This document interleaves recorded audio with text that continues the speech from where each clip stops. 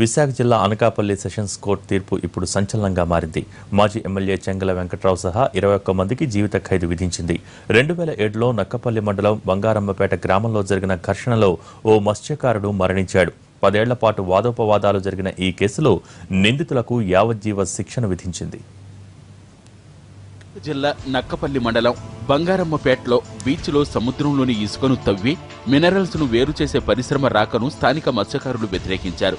దీంతో అప్పటి పాయకరావుపేట ఎమ్మెల్యే చెంగల వెంకట్రావు బీఎంసీకి వ్యతిరేకంగా ఆందోళన చేశారు. దీంతో గ్రామంలో 2 వర్గాల మధ్య ఘర్షణలు చోటు చేసుకున్నాయి. ఈ ఘటనలో కొండ అనే మత్స్యకారుడు మరణించాడు. ఎమ్మెల్యే ప్రోద్బలంతోనే ఘర్షణల్లో తన తండ్రి మరణించాడని కొండ కొడుకు గోవిందు పోలీసులకు ఫిర్యాదు చేశాడు.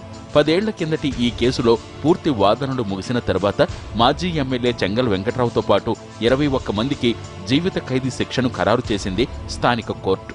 ఈ కేసులో A1గా పాయకరావుపేట మాజీ ఎమ్మెల్యే చెంగల వెంకట్రావు కాగా A2 నుంచి A24 వరకు నక్కపల్లి, బంగారమ్మపేట, పెంటకోట గ్రామస్తులున్నారు. వీరిపై వివిధ సెక్షన్ల కింద కేసులు నమోదయ్యాయి.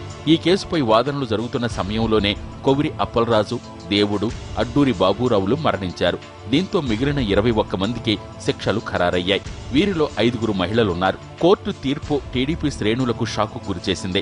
ఒకేసారి 21 మందికి శిక్షలు ఖరారు కావడం, శిక్ష పడిన వారిలో ఎక్కువ మంది టీడీపీకి చెందినవారే కావడంతో స్థానిక ఎంపీ అవంతి శ్రీనివాస్, పాయకరావుపేట ఎమ్మెల్యే అనిత హుటాహుటిన అనకాపల్లి చేరుకున్నారు. చెంగల దుందుడుకు చర్యల వల్లే ఇంతమంది ఇబ్బందులు పడాల్సొచ్చిందని ఆరోపించారు అనిత.